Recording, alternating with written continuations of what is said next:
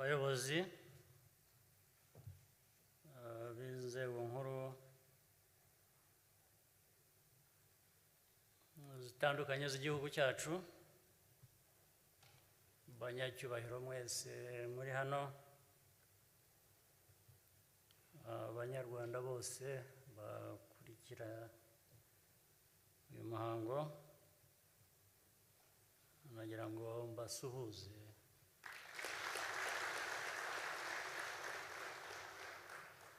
Kandi nongera kubifuriza umwaka mushya muhire.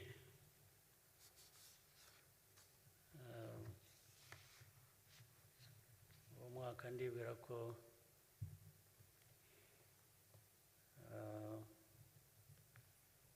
uzabamo byinshi byiza.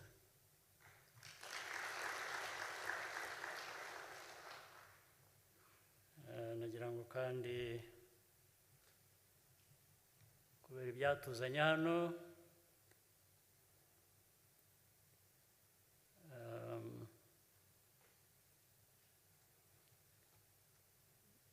bishimire Perezida mushya wa Sena. Ni n'amahirwe nyine ko atangiranye n'umwaka.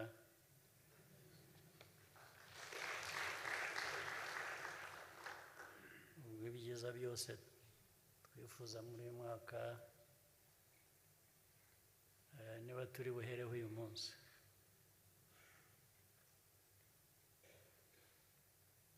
Ibisigaye rero ni akazi gasanzwe, ngira ngo ubwo nk'uko banadusobanuriye ubushobozi bwe, amateka ye,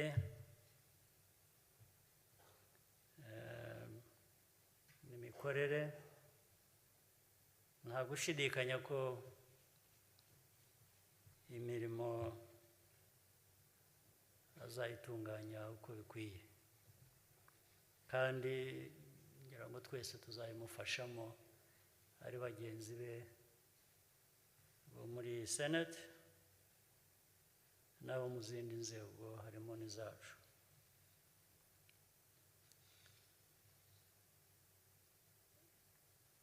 Ubwo azaboneka umwanya tugenda tuvuga n'ibindi byinshi muri icyo gihe cyo gukorana nawe. Ndagira ngo ariko ntabwo nakwibagirwa gushimira Perezida wa Sena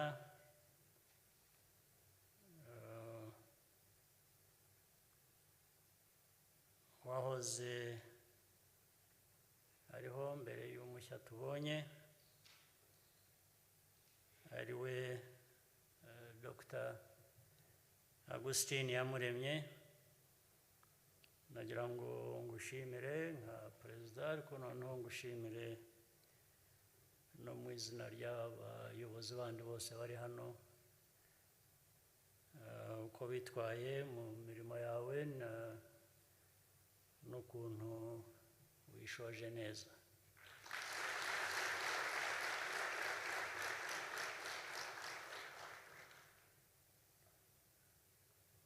Bityo rero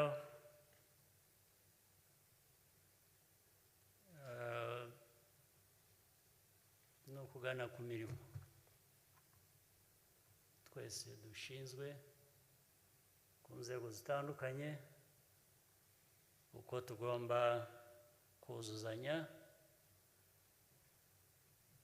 bityo tugateza igihugu cyacu imbere.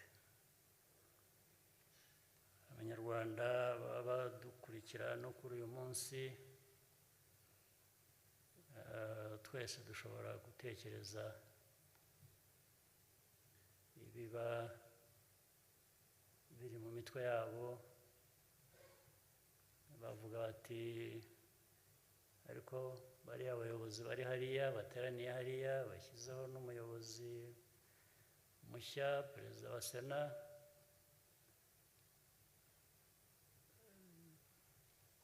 icyo bagiye gukora cyakomeza kujyana no guhindura ubuzima bwacu kugira ngo bube bwiza kurusha ni iki? Icyo kibazo nubwo kibazwa ku ruhande rw'abaturage n'abandi bose batuye igihugu cyacu, ubundi nitwe dukwiriye kuba turi aba mbere kwibaza ngo ariko ibyo dukora, ibyo tugiye gukora muri uyu mwaka mushya ni ibihe bishya bigiye kuzana n'uwo mwaka, byiyongera ku byo tumaze gukora, biganisha aho dushaka kujya. Ni ubuhe buryo bushya? Ingamba nshya ni izihe? Imbaraga nshya ni izihe? Dukwiye kuba tubyibaza buri gihe, cyane cyane nko muri uyu mwanya. Ntabwo byaba ko ari imirimo isanzwe, ari uburyo busanzwe ngo dukomeze gutyo. Iteka dukwiye gushakisha icyahinduka cyatuzanira ibishya twifuza, cyaduteza imbere kurusha, ntibibe uburyo busanzwe gusa tugenderamo. Niba dushobora kwihuta tugatera intambwe 100 ku munsi, ntabwo dukwiye kugarukira kuri 60. Dukwiye kugera kuri izo ntambwe 100, kuko ubwo biba bishoboka.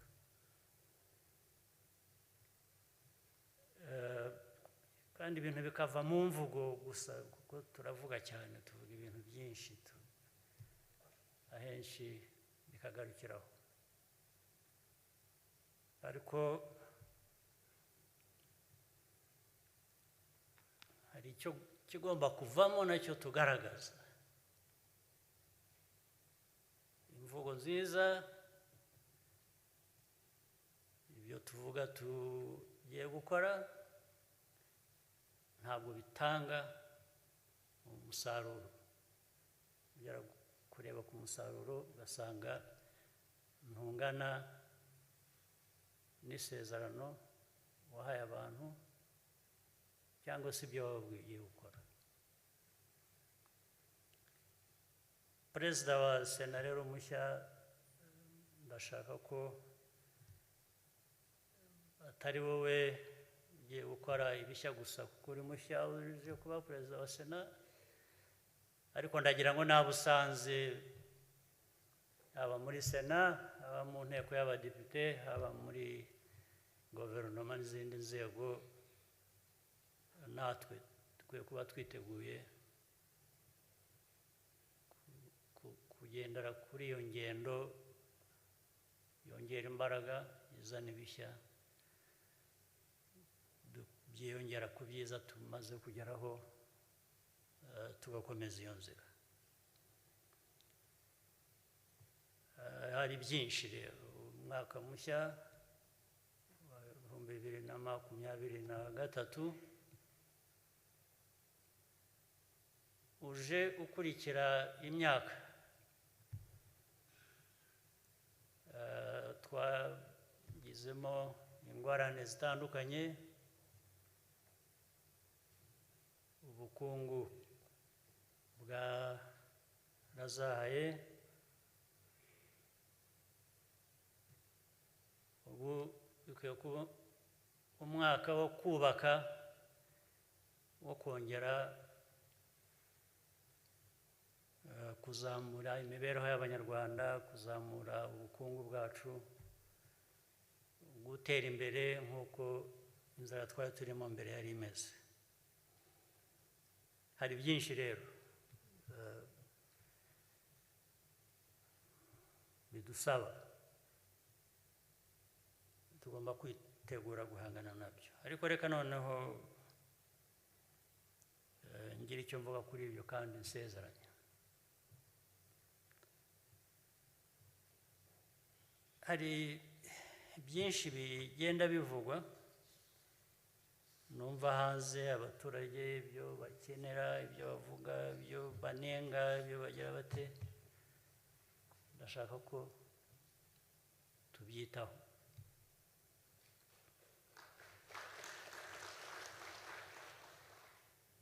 Ndavuga bimwe muri bike dukwiriye kwitaho, hari byinshi ntabwo ndi buvuge byose, ndavuga bike.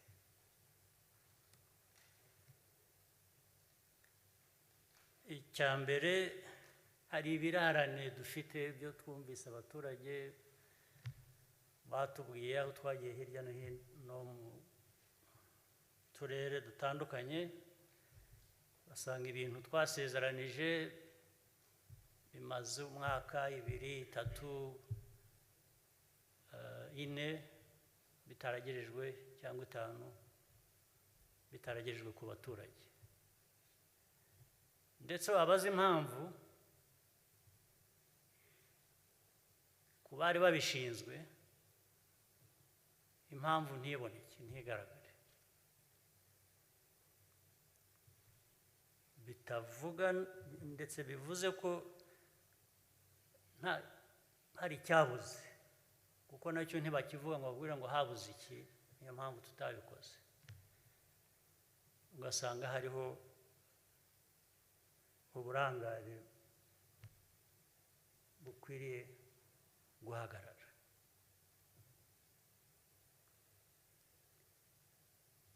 Ikindi numva bavuga n'abantu kugira ngo abantu bashobore gukora imirimo yabo mu buryo bwa buri munsi baragenda. Numvise ko hari ikibazo cya transport,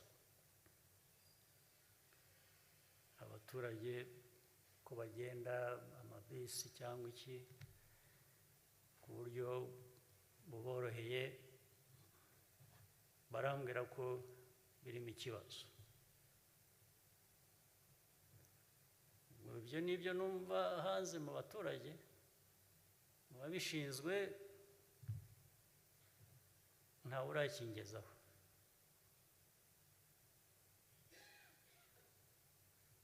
Wenda murabizi cyangwa ntimubizi, muva aha mujya gukurikirana kugira ngo mumenye ikibazo uko giteye, tugishakire umuti gikemuke kiva mu nzira.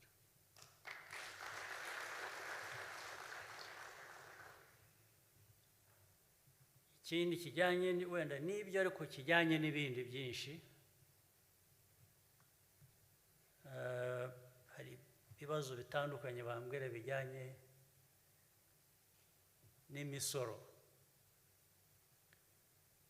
Buri misoro ifite uko idindiza ishoramari cyangwa se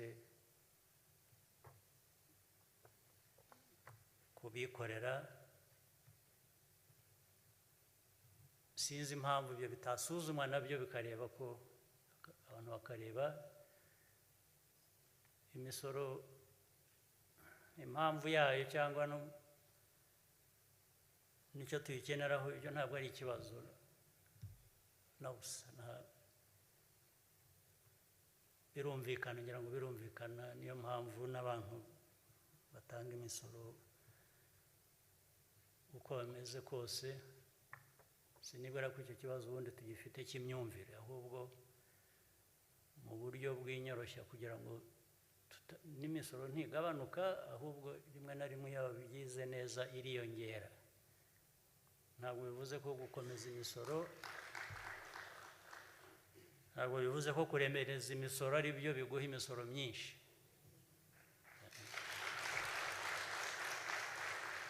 Kandi hari ababishinzwe, hari ababizi, bashobora kubyiga bakaduha uburyo twashaka igisubizo kuri ibyo ngibyo tudafite n'icyo dutakaje. Ntabwo naje hano kugira ngo mvuge ko dukwiriye gutakaza imisoro, ntabwo ari byo mvuga, ahubwo yiyongere. Ariko ushobora kwiyongera mu buryo kandi yorohejwe.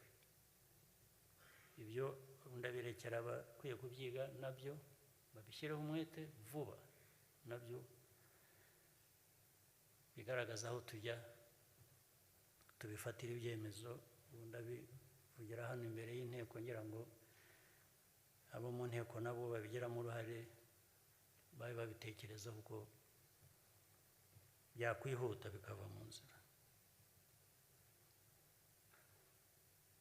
Ikindi kitajya kiva mu nzira nacyo, tuvuze imyaka myinshi, kandi ubundi bizamura ubukungu bwacu kubera ko bunagishingiyeho, ni ugutanga serivisi ku buryo bunoze. Gutanga serivisi zaba mu nzego za leta, zaba no mu nzego z'abikorera. Ntabwo numva impamvu ibintu twabiremereza ku buryo nanone nka bya bintu natangiriyeho, ikintu gishobora gukorwa mu minota 5 kigomba gutegereza isaha, kigomba gukorwa mu munsi kigategereza icyumweru, kigomba gukorwa mu cyumweru, ushobora gukorwa mu cyumweru kigategereza ukwezi. Ntabwo numva dukwiye kuba twumvikana nabyo. Abayobozi bari hano mukwiye kuba mubyumva, kuko tubivuze inshuro nyinshi. Mukwiye rero gusubira inyuma, uyu mwaka mushya tugiyemo bigahinduka, kandi genda basezeranya ko ku ruhande rwanjye ikigomba gukorwa kugira ngo ibintu bihinduke nzagikora, kugira ngo ibintu bihinduke. Ikigomba gukorwa kimwe na accountability.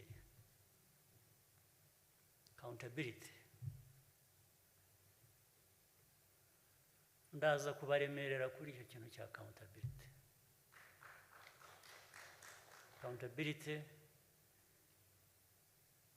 Ndaza gutuma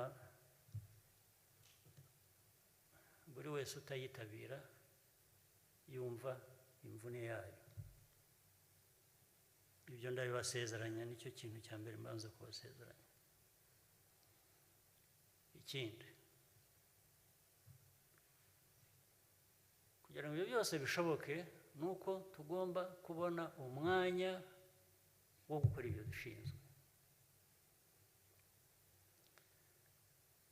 Nkomeza kenshi nsubira iyo ndeba, gusa n'urugero rumwe, iyo ndeba ukuntu abantu bagenda, abayobozi baracicikana kujya hanze y'igihugu. Ndaza kubishyiraho feri, igende buhoro, hajya hagenda abagomba kugenda, babanze basobanure. Prime Minister uraba unyumva, uzajya bihera iwawe. Buri wese ugiye ushaka kugenda, kuko hari ibintu bibiri. Iyo ugenda, ugendera ku mari ya leta. Cya kabiri, wakoresheje igihe cya leta cy'umwanya agomba kuba ufite ibindi ukora. Kugira ngo rero abantu bazajya bagenda urujya n'uruza, bizajya bibanza bisobanuke neza, tunabibaremo inyungu igihugu kibifitemo. Ntabwo mvuze ko bizahagarara, ahubwo nzabiremereza nabyo bibagore. Utasobanuye neza aho ajya n'ikimutwara, uwo ntaho azajya ajya. Ariko no hejuru y'icyo, dukurikirane turebe ngo nubwo ntaho yagiye, afite icyo akora, afite icyo akora kijyanye n'imirimo ashinzwe. Nicyo kizagabanya biriya birarane biri mu giturage, njyayo bakambwira ibintu bimaze imyaka ingahe twasezeranije kandi bidafite igisobanuro kivuga ngo ntabwo byashobotse kubera iyi mpamvu yumvikana. Ibyo abantu bazajya babikurikirana babisubiza uko bikwiye.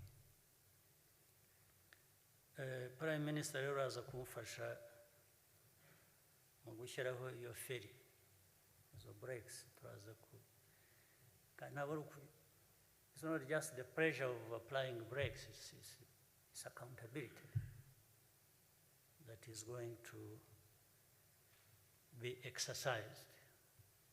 Everyone is going to be more accountable than we have been before. Hanyuma biduha umwanya wo kugira ngo kuva muri COVID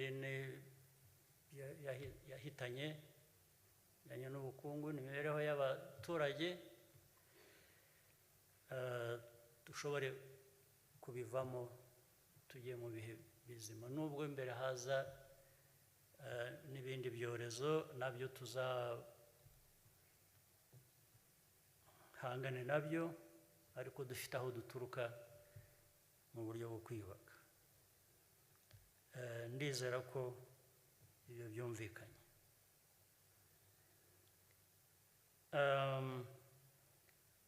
Ubwo hano ni mu gihugu cyacu, kanjye hanze gato aribyo nasangiye namwe hano n'ubushize twaganiriye mperuka hano mu nteko, ndashaka kubisubiramo nabyo.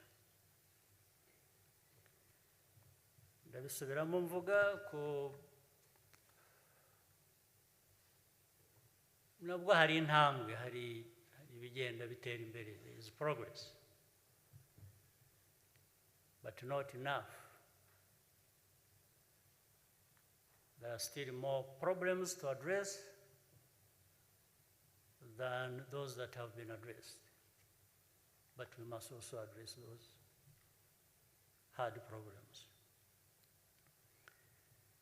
Mainly, I want to talk about the usual problems we have currently in our neighborhood, which keeps bringing up Rwanda's name in all sorts of ways. But I also want to be clear on some issues so that, because the beauty of it is that there's not a single story about it. There are so many stories about it. So that gives really diverse views, but from among them, you can pick the right views, which can also serve to give ways forward and provide solutions.